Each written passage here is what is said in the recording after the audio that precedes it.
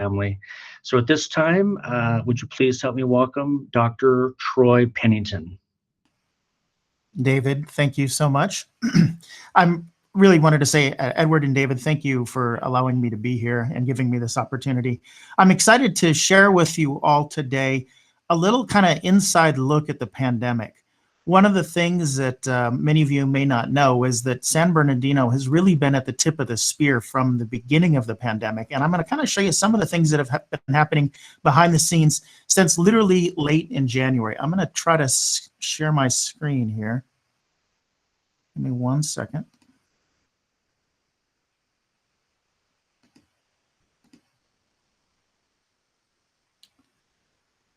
And then David or Edward, can you tell me, are you able to see my slide set? Does everything look okay?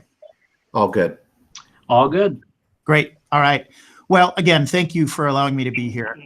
I have worked in emergency medicine and EMS or pre-hospital medicine for my entire career, about 35 years. I specialize in disaster medicine and large event medicine.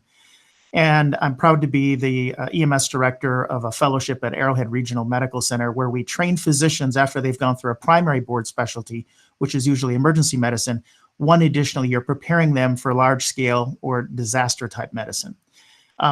One of the important things that I wanted to kind of do with you is kind of take you through a little bit of the history of what happened with regard to the pandemic, specifically in San Bernardino, because there's been a lot of things going on behind the scenes that many of you may not be aware of.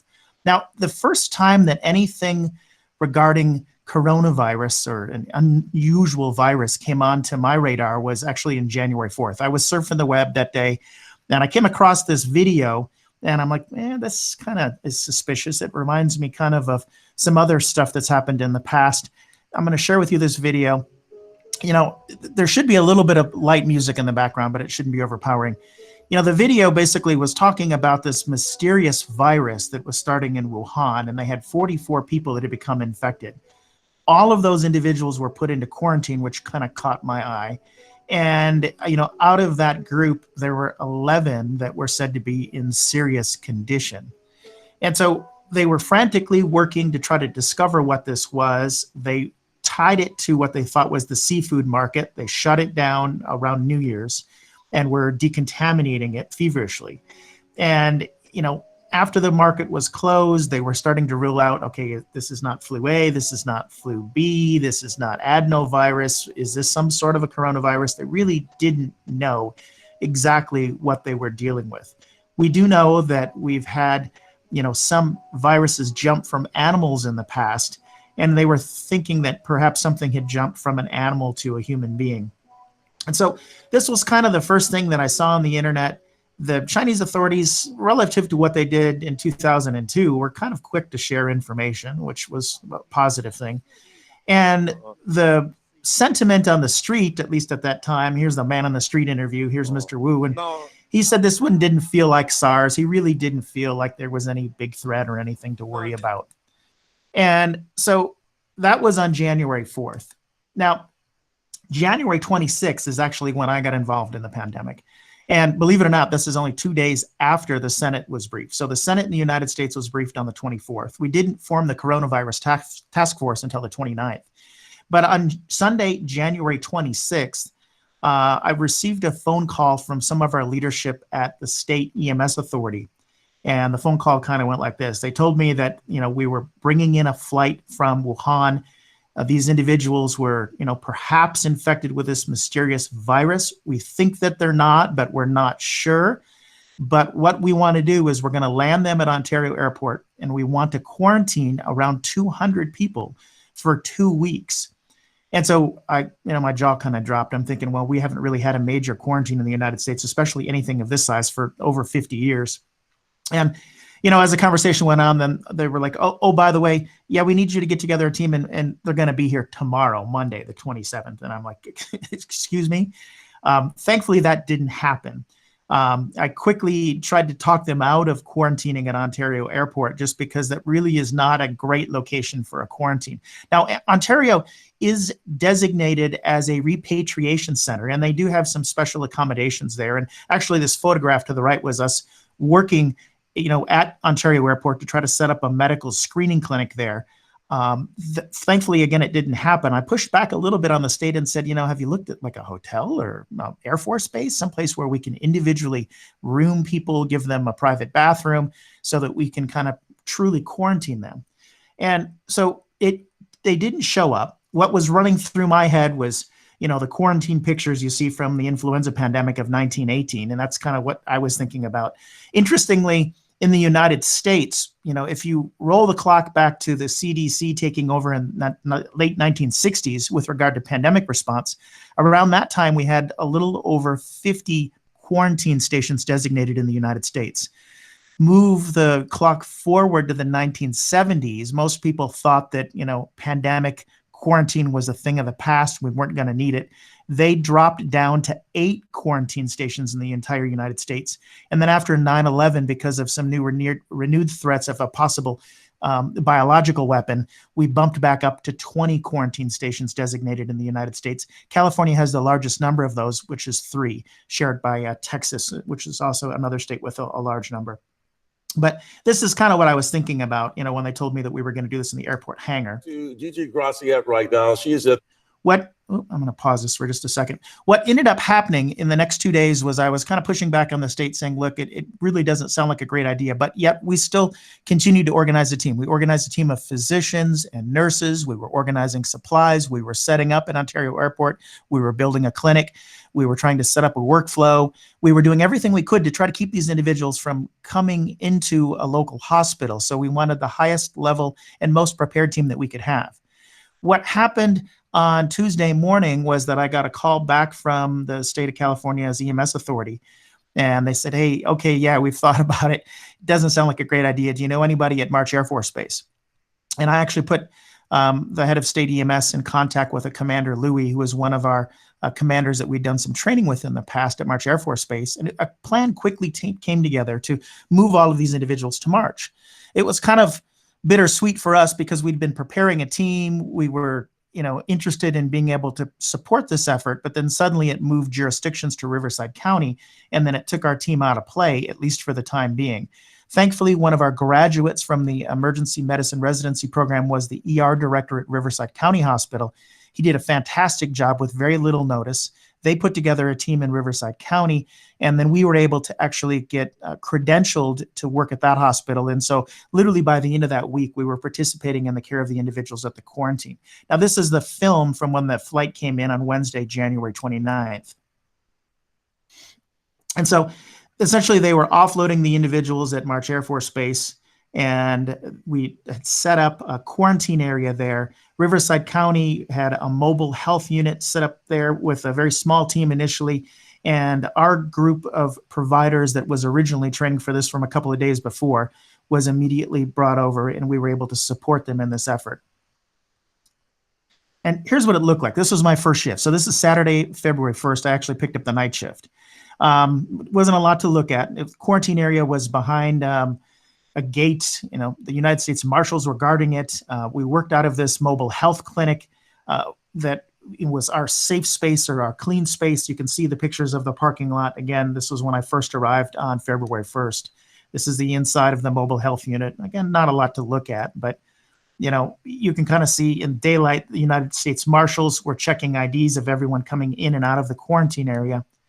And across the street in this large warehouse building, you literally had every EMS leader from around the country, including, heads of the CDC all the way up to the level of admiral, that were geared together in the command post that were kind of monitoring what was going on in the quarantine.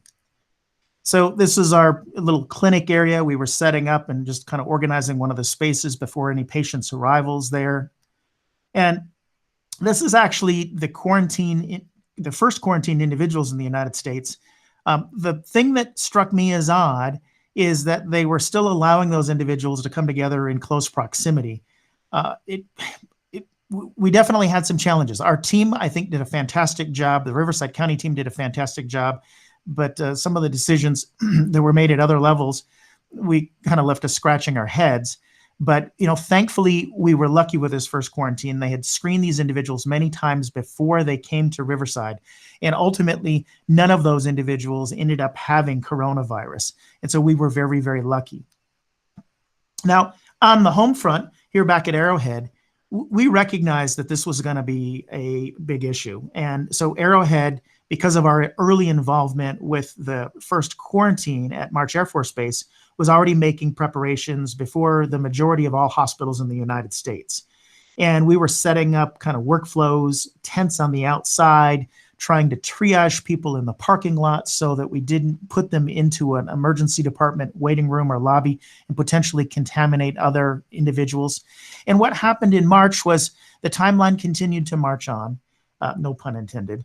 On the 1st and 2nd, Governor Cuomo announced the state's first reported case in New York. And then on March 6th, we had 10 states that reported their first cases of COVID. By the 11th, we'd had confirmed cases in the United States that had actually surpassed 1,100. By the end of March, we'd completed over 1 million tests in the United States. We'd identified 164,620 cases, and we'd had over 3,170 deaths. Now, as we were working through March, we were trying to organize our teams in the county. And one of the things that caught my attention early on, I get to wear another hat. I get to work with the San Bernardino Fire Department as their medical director. And one of the things that the fire service does very well is they work well together under what they refer to as an incident command system. And the fire departments, especially during times of the year where we have brush fire season, they all join together in large teams so that they can work under a common set of goals and objectives. And what happened was our fire agencies announced a unified command towards the end of March, meaning that they're all working together on one large team. So all 26 agencies in the region were working together as a large team to support the county, which I thought was fantastic. And it got me to thinking, well, what are we doing with the hospitals? The hospitals are all kind of siloed. They're not really communicating with each other. We didn't really have a good communication platform to deal with a pandemic level response among our hospitals. And so initially what happened was myself and our CEO from Arrowhead Regional Medical Center, Mr. Bill Gilbert, the chairman of Department of Emergency Medicine at Arrowhead, Dr. Rodney Borger, one of my fire chiefs, Kyle Hedekur. He was a planning chief. We actually all got together. We had some conversations, and we were trying to figure out a way to organize the hospitals together as a unified team. We sat in on a medical society meeting and actually pitched this idea on a Wednesday. And by Friday of that week, we had our first slide deck on April 3rd, and we were trying to organize all of the hospitals together in a unified approach to the pandemic. Now, it's important to remember that if you go back in time to April, our best guess estimates of how many patients that we were going to see in the pandemic was terrifying. Now, this is the worst case scenario. This was the data that we were looking at in the county. Whether you looked at the IHME model, the COVID Act Now model, the Penn model, this was from the Penn model. I mean, they were literally predicting. Now, this is the worst case scenario, and we didn't think that we were going to see this, but you can see that bed shortage number is in the 70,000s range. It was absolutely terrifying. But, we still thought with our best guess data at the time that we could potentially be short thousands of beds for patients if the pandemic spread the way that the initial predictions were. So what we did is we started organizing the hospitals into teams. We then brought in leadership. We actually brought in a retired hospital CEO to help organize the leadership of the hospitals. And we put them into a West End and East Valley and Mountains group and a desert group.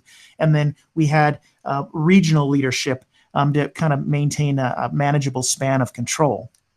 And then this big infrastructure started underneath the hospital. So again, and I initially was kind of driving the hospital data piece of it. And then we had a lot of other people start to fill in. We fell in under the leadership of Bill Gilbert, who's the CEO of Arrowhead Regional Medical Center, Tom Lynch, who's our EMS director at ISMA, our Inland Counties Emergency Medical Services Authority. And then we formed this unified team working on the pandemic response in cooperation with public health and the county. At the same time, some of our physicians were actually responding to other areas around the country. New York was overwhelmed. At this point, we weren't seeing a huge amount of patients. And so one of our physicians, Dr. Louis Tran, had the opportunity to participate as a part of a team of physicians that went into Elmhurst Hospital in New York. And that worked out great for us because later when we needed the help and the expertise, he brought back a lot of pearls from his experiences while being in New York. We were setting up new types of equipment. We were practicing how to prevent droplet contamination and aerosols getting up into our face if we had to do procedures on the airway, specifically assisting someone's breathing. So here's me laying down, and they're practicing using this new plexiglass cover to try to protect us from droplets during a procedure called an intubation. Here's actually an example of it being used in real life in the emergency department. One of our team physicians is there. We have the plexiglass shield there, and he's using a device called a laryngoscope. It's a video laryngoscope. He's able to look in at the patient's vocal cords and then pass a tube called an endotracheal tube into the patient's trachea to severe a pathway for us to administer oxygen into the patient's lungs. The team at this point in April was starting to adapt. People are getting used to the masking. People are starting to understand the workflows. The nursing staff, our PA fellows, our PAs, were adapting new procedures. You can see all the IV poles that are set up outside of the patient's room. We were trying to decrease our burn rate of supplies because every time you'd go into that room, you'd have to don full protective equipment. So anything we could do, like making adjustments and giving blood and IV fluids outside of the room, was a benefit. So we were adopting different ways to provide care. And then, what was happening in the community was a lot of other things to try to support public health. Public health obviously had a lot on their plate. And one of the other unique opportunities for the county and for Arrowhead Regional Medical Center is that we were able to help assist and form this SOS team, this skilled nursing facility outreach and support team. If you remember early on, about 50% of the deaths that we were having with regard to the pandemic, they were actually occurring in our most vulnerable population, those individuals that are living in skilled nursing facilities. And we have about 171 of them in San Bernardino. We organized a team of some of our providers, specifically from the emergency department at Arrowhead Regional Medical Center. And this team primarily made up of our leadership PA fellows and PAs that were experienced in emergency medicine. They went out into the community and they began providing training. They began providing supplies and education to try to help support all of those skilled nursing facilities. I mean, many of you may remember Riverside had one of their facilities collapse.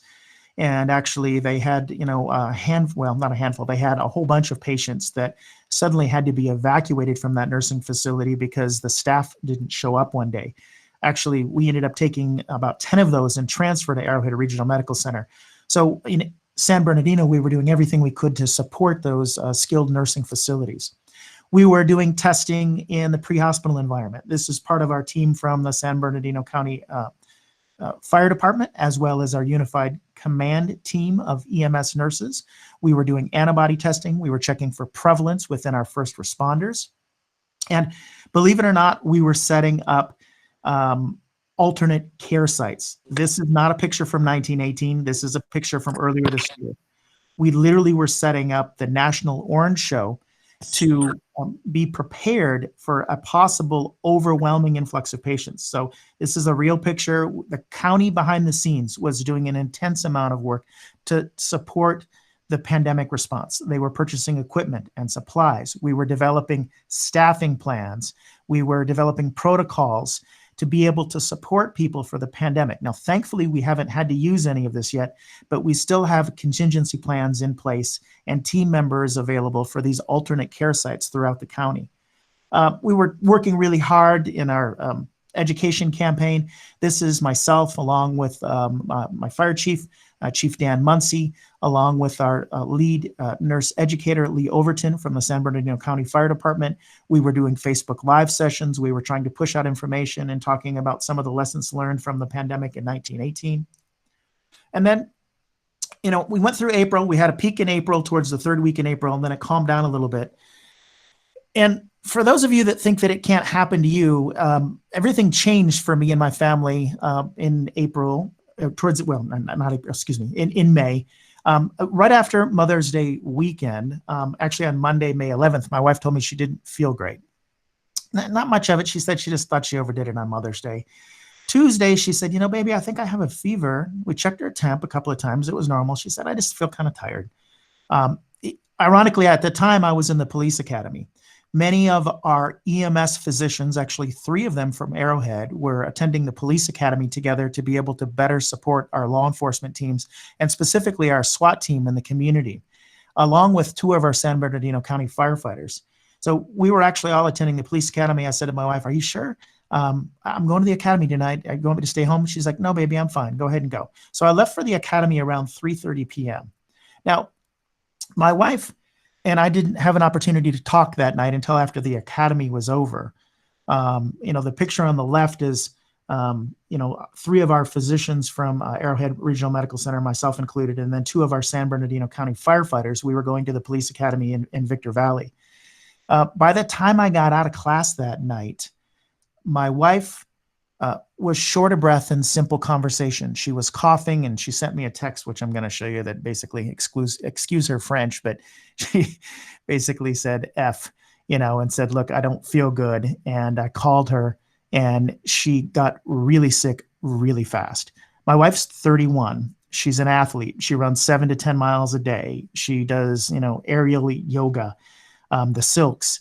She doesn't have any pre-existing medical problems. She's not a cigarette smoker. She doesn't have any reason to get this sick. And within a matter of hours, she was sick. So she sent me this text. I'm going to show you guys some actual pictures from our experience, just to kind of drive home the point of some of the things that happened. Now, how does COVID present? In this report from more than 370,000 confirmed cases, the majority of patients experience fever, cough, or shortness of breath. That's about 70%. 36% of the people surveyed in this particular study had muscle aches. 34% reported headaches. There are a lot of other common features that many of them overlap with flu. Two that I have highlighted in red. The first one basically just means you lose your sense of smell. The other one means dysgeusia, means you lose your sense of taste. But you can have sore throat, you can have abdominal pain, diarrhea, anorexia, and vomiting. But that's going to be the difficult thing for us going into flu season, is get many of these signs and symptoms can overlap. We did testing on the family right when I got home that night. The following day, I was able to get a hold of some testing kits. I quarantined my wife in the master bedroom. We had to explain to our son, or my stepson, who's 5, that he's not going to be able to see his mommy. And again, we were in a different place. There was still a lot that we've learned, honestly, from May until now. Our knowledge base is much greater. And so there were still a lot more unknowns for me. I cleaned up the house. I said, "Okay, I'm going to take care of you. Most people, especially at your age, they do fine. We're just going to ride it out." Well, many of the questions that people have asked me along the way, I'm going to try to include in the presentation. One of the first ones that I hear from a lot of people is, "Well, hey, what's your wife's blood type?" She's actually A positive. And so a lot of people ask, well, is there really a link between blood type and increased risk of, COVID infection? And I'd say, well, maybe. There have been a couple of studies. This one is actually from the JAMA on September 16th. And the researchers have found a couple of regions on the human genome that are associated with not only blood type, but actually more severe COVID-19 infections. Those individuals that have type A blood have a 45% higher risk of a more severe case of COVID. Those that had type O blood actually had a 35% lower risk. Those individuals that are Rh positive are more likely to test positive, and those that have B or AB blood are more likely to test positive than type O.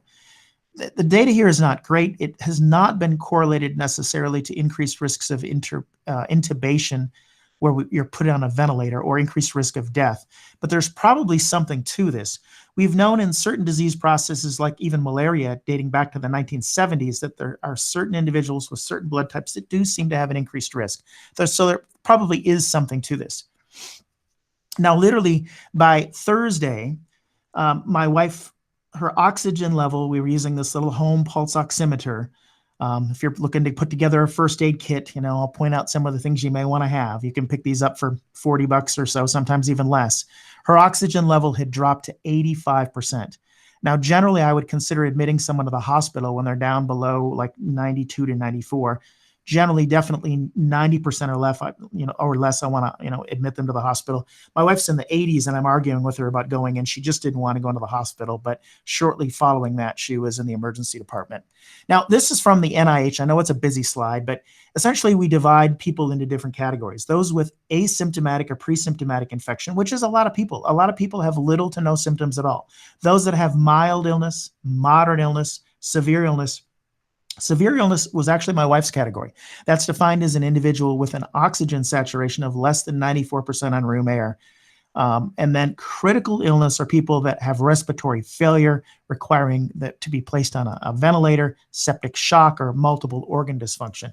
My wife was already in the severe illness category within a matter of a couple of days.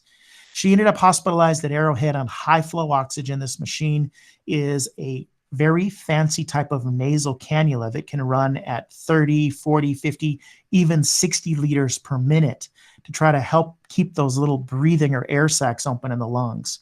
And now this is the part where I got a little crazy.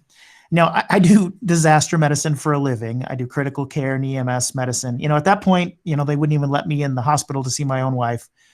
We had initially stabilized her, ruled her out for the other bad stuff. I'd had a lot of conversations with some of the physicians treating people that were really sick in New York. And I said, well, is it a crazy thought? Can I just take care of her at home? And they said, well, as long as our oxygen level doesn't require more than 50% oxygen, it's maybe not a bad idea. You have the ability to provide that care at home.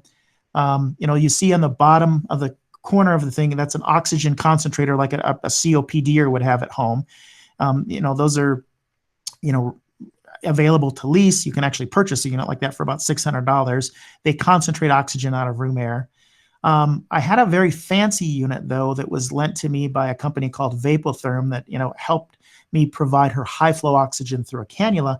And then I used a lot of the other medical supplies that, I just happened to have as an EMS or a disaster responding physician. And believe it or not, I even had a backup generator outside the window that I used at one point when the power went out in the house because I had to keep her on this equipment 24/7 for the next almost 2 weeks. So this is kind of this setup in our master bedroom. This is literally, you can see the supplies and stuff there. I continued the treatment plan from the hospital. And, one of the things you may have noticed on that table is, was not only my Tylenol, but maybe some vitamins. The other question I sometimes get is, well, hey, does vitamin D work? What about zinc?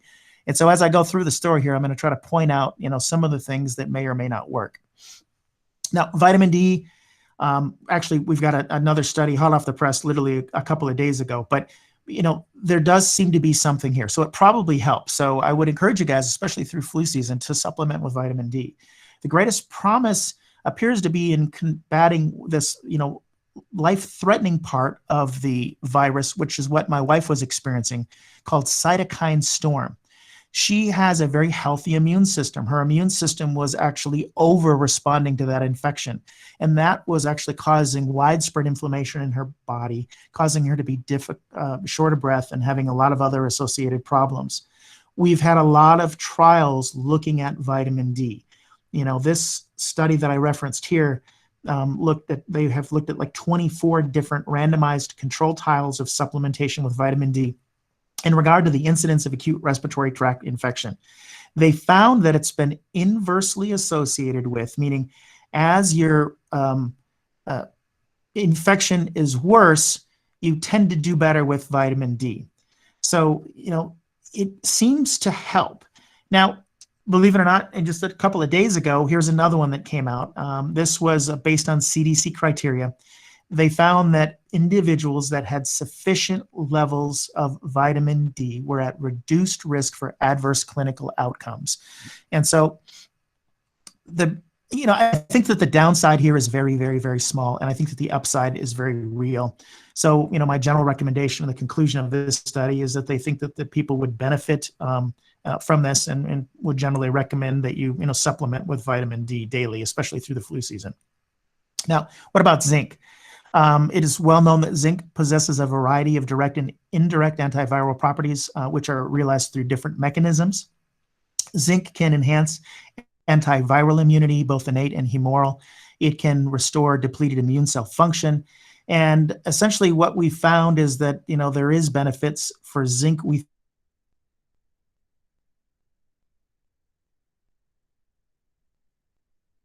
But the preponderance of evidence so far says, yep, it's probably of benefit. So there's a potential role of zinc supplementation in prophylaxis or prevention and treatment of COVID-19.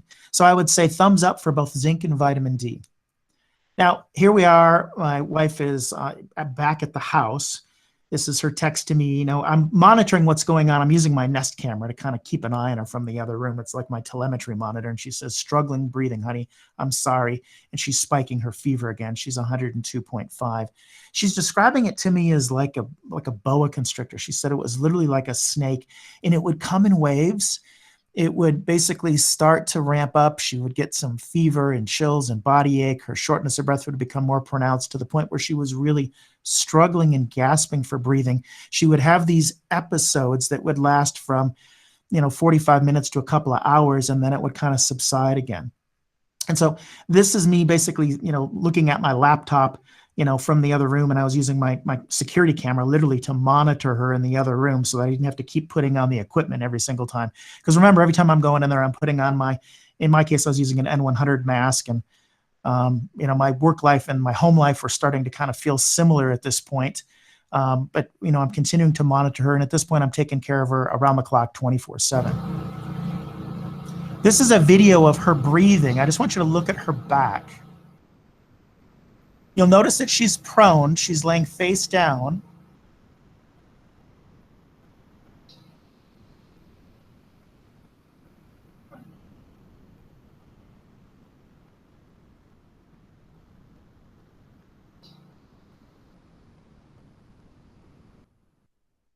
Now, she's 31. She runs 7 to 10 miles a day. She was having trouble walking to the bathroom. The breathing was painful. You could see that. She was using all of the muscles in her chest. I mean, she's thin and super fit.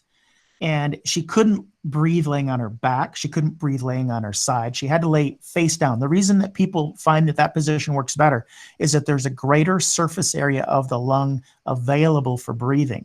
And so prone positioning is actually one of the major recommendations of the NIH.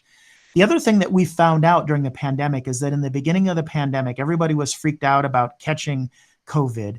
They thought that, well, we probably should intubate these people early to protect their airway.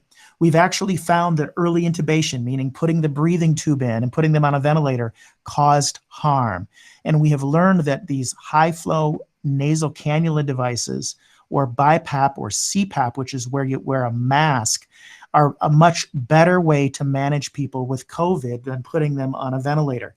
By the time you get to a ventilator, early on in the pandemic, if they had to intubate you, in some cases, 50 to 70% of those people were dying that had to be placed on a ventilator because it dramatically increased their risk. Now, we've gotten much better at managing this. We've learned a lot of things along the way, and our morbidity and mortality is nowhere near as high today as it was in March or April.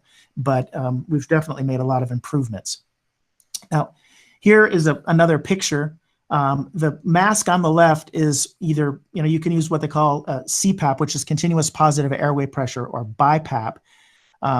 They're two different flavors of kind of the same thing, but essentially what's happening is you're forcing air and oxygen into the lungs to keep those little breathing sacs from filling up with fluid.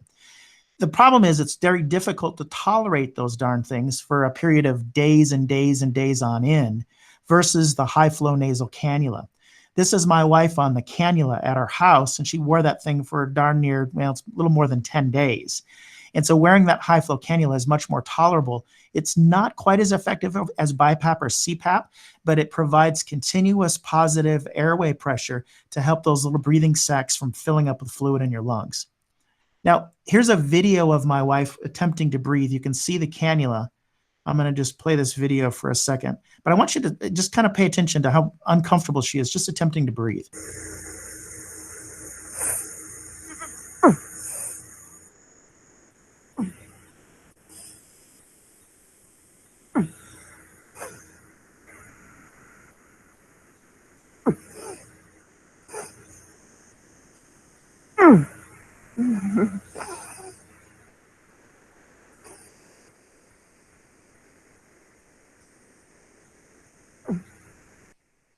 It's hard to watch even now still. Takes me back to the time at the house. So this is another video of her just attempting to breathe.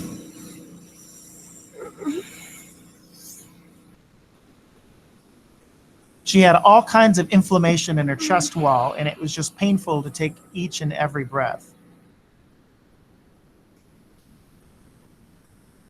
And that drowned it out. She's rocking out to her music, and that went on for days like that. One of the other things that we learned, and we didn't know this at the time, I ended up, taking my best educated guess, and I put my wife on steroids, but we hadn't had a major trial that supported that at that point. But we do know now that, there's steroids. So many of you may know the term prednisone.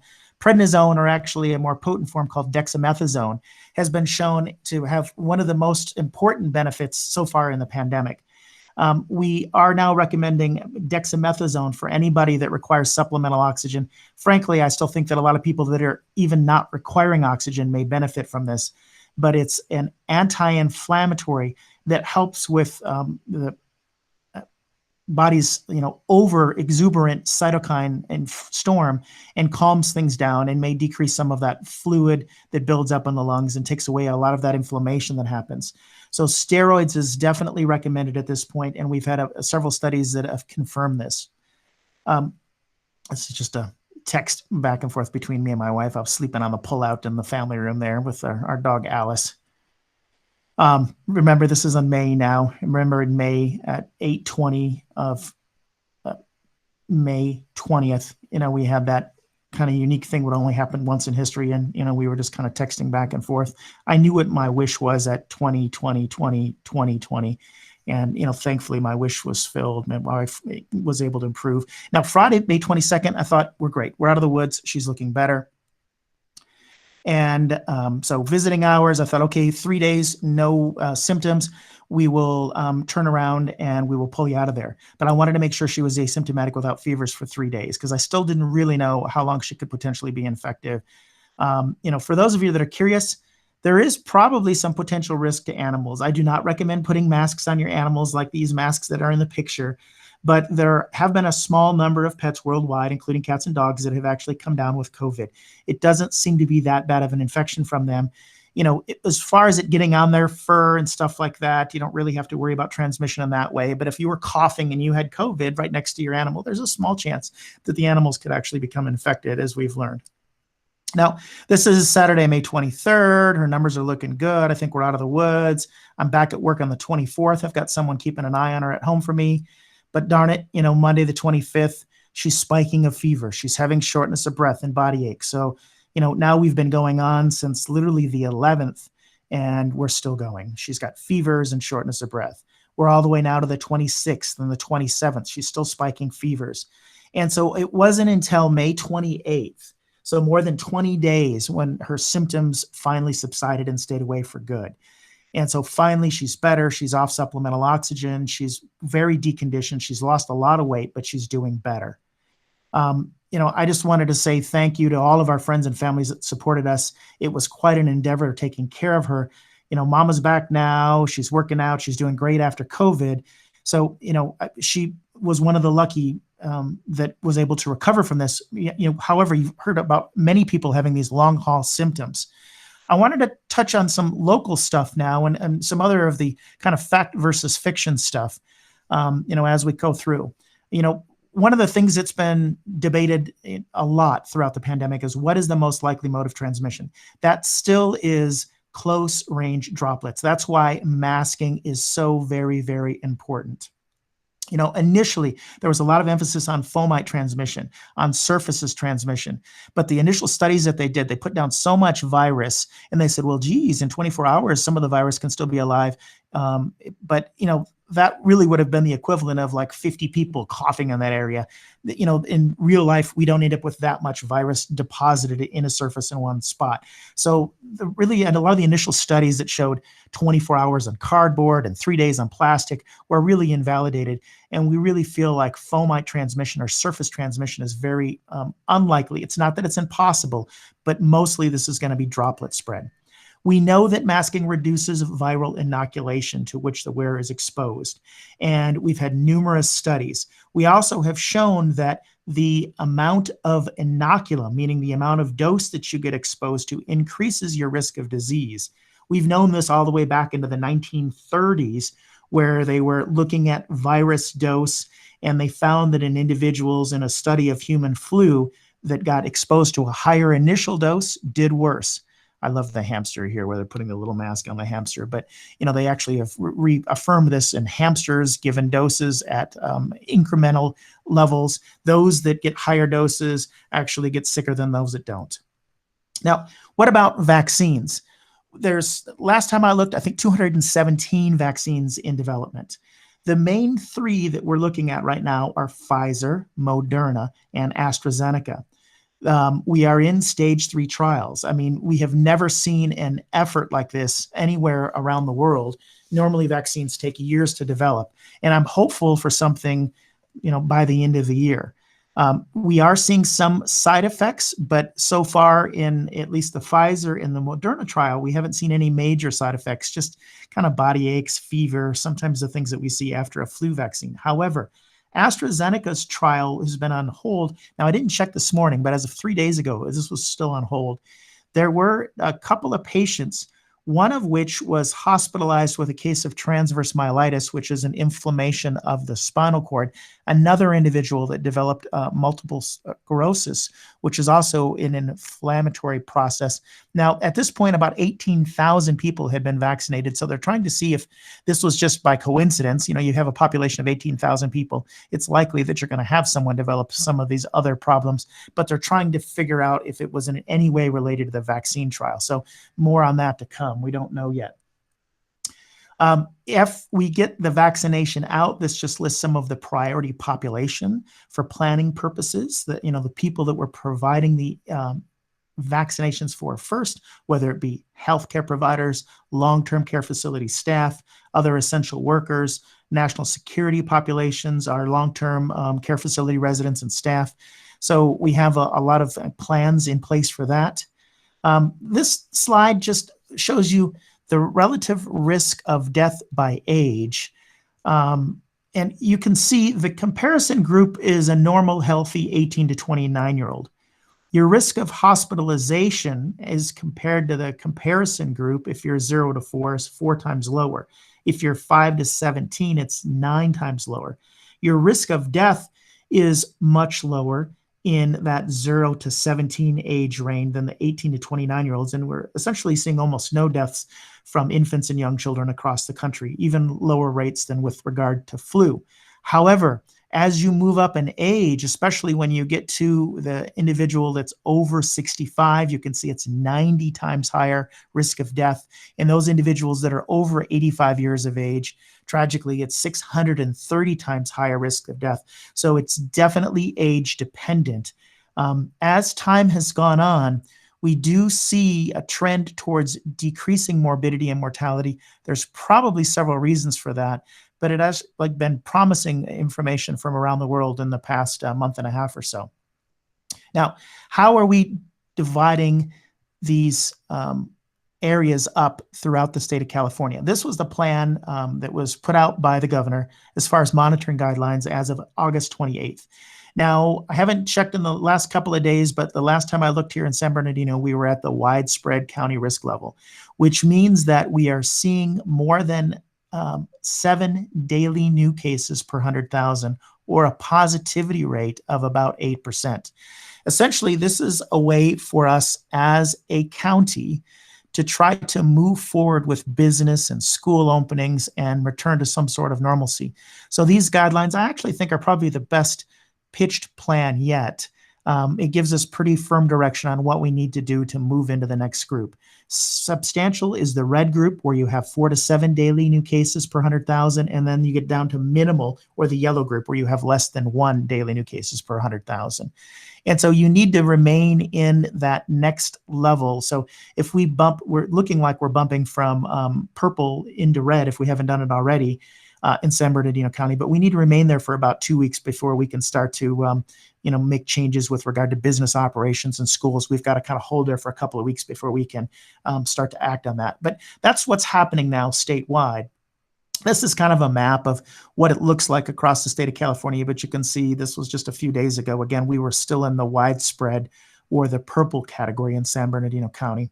Now, if you haven't seen it, I would strongly encourage you to go to the San Bernardino County COVID-19 dashboard put out by the Public Health. Our group has had the opportunity to provide some input and work with Public Health on this. This, I think, is one of the best dashboards anywhere in the state of California. It gives you information about cases, details, deaths, testing, outbreaks, the ICU census, the ventilator census, what's going on in the skilled nursing facilities. We've seen so far, this is my most current data, 54,478 cases in our county. We've had more than 50,000 resolved. As of this morning, when I screenshot this slide, we had 925 deaths in the county with a case fatality rate of about 1.7%. It's not going to be that high when we have better data when this is all said and done. I'm convinced that the case fatality rate is going to be far less than 1%. But again, compare that with a normal flu, which is only about 0.1%. It's still a big difference between the flu and what we're seeing with COVID. Now, these are our specific numbers within the past couple of days. The last big peak we had was on the 24th of July, where we had nearly 750 people hospitalized in San Bernardino County Hospital. So think about that, 750 people in the county. And out of that 750, most of your big hospitals, Arrowhead, Loma Linda, your Kaiser, San Antonio Community Hospital, were caring for as many as 100 COVID patients. More than 50% of our ICUs at that point was occupied with COVID patients alone. We could sustain that during the summer, but there's no way if we have a typical flu season that we're going to be able to sustain that again. And so that's what I'm worried about going into flu season. You can see now we've continued to trend down in the past 30 days, and we're actually looking pretty good. Our COVID total hospitalized as of the 26th in San Bernardino County, we had 196 patients in the hospital that were sick enough to be hospitalized.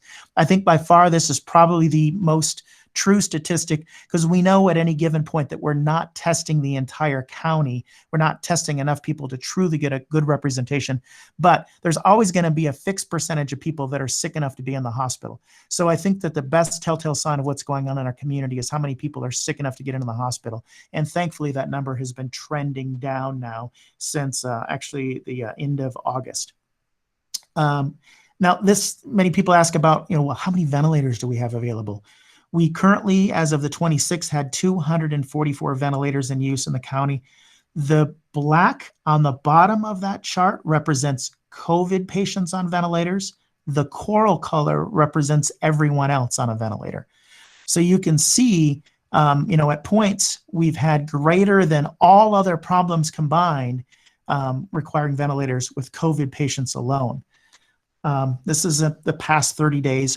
Our group works on this each and every day. So we're usually a day or two behind compiling, but we're looking at this data every single morning as a part of our team from San Bernardino County to try to monitor what's happening, actively in the county each and every day.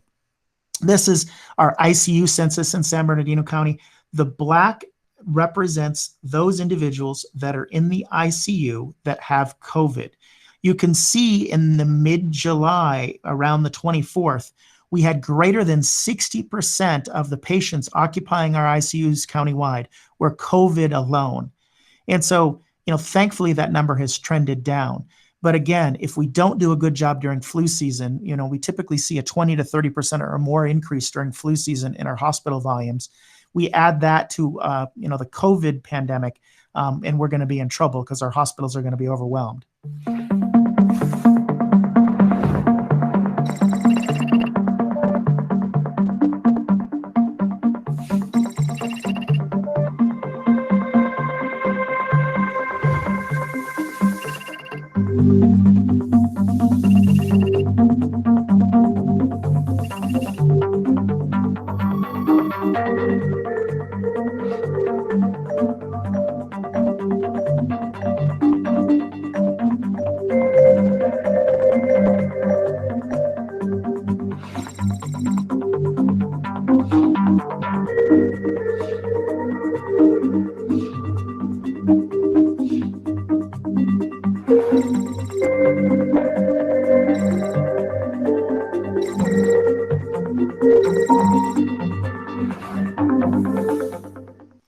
So that was a little 60-second update that Johns Hopkins does every day on COVID cases across the United States.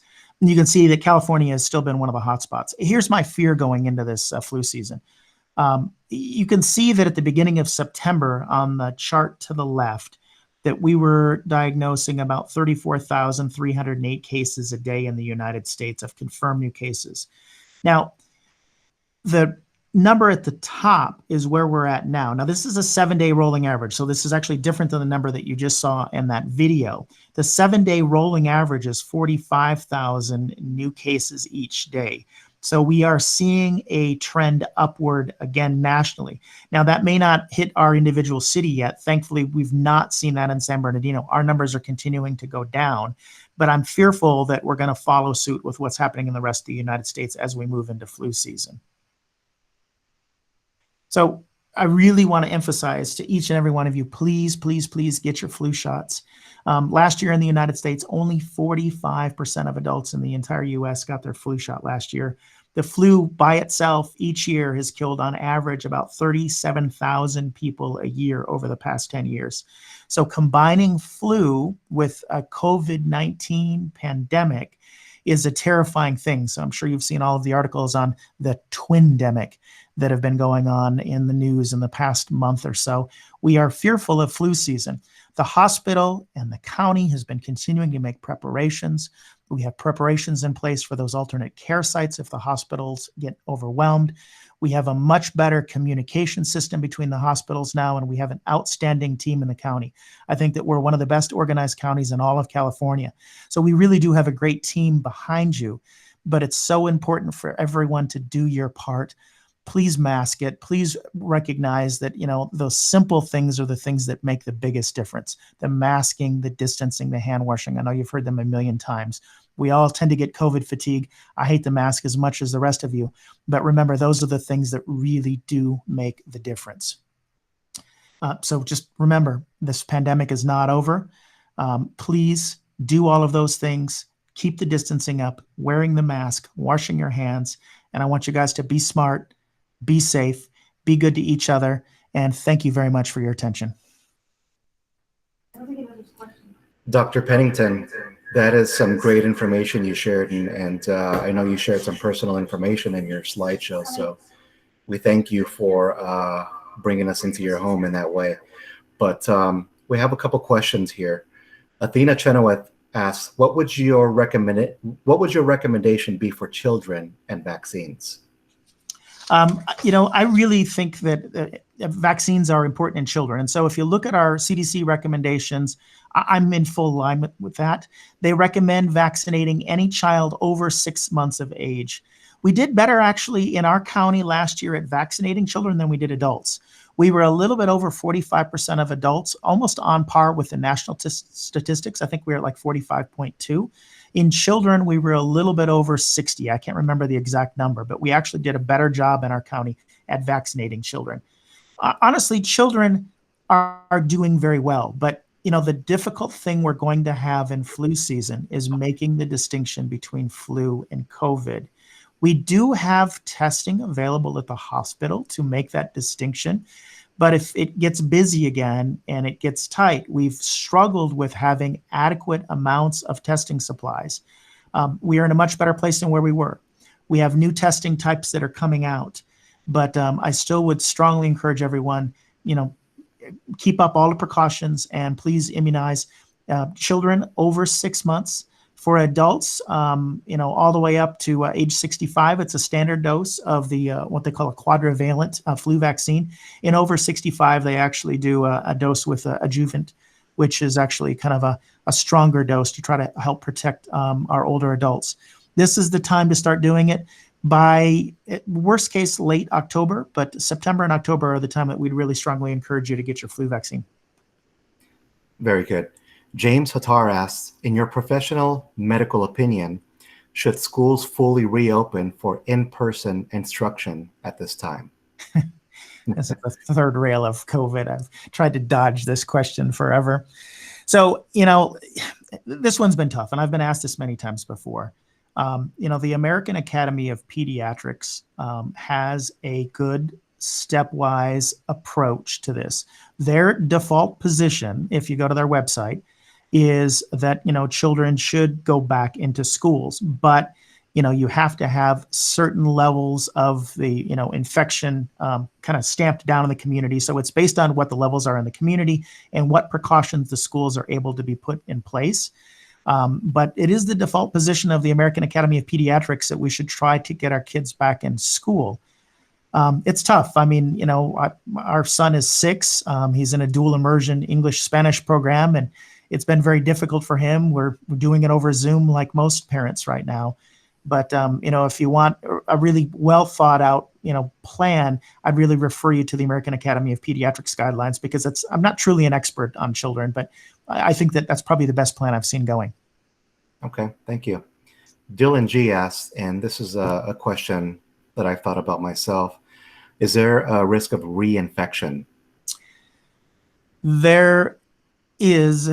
We just don't know what that is. And that's the thing that I think about a lot with my wife, right? I first thought, crap, did I bring it home? Did I infect her? Because we had a lot of conversations about, well, I'm working in the emergency department, and, I'd come home, I'd take my clothes off outside, I'd put them in a bucket, I'd go into the shower, I'd shower, then I'd launder them myself.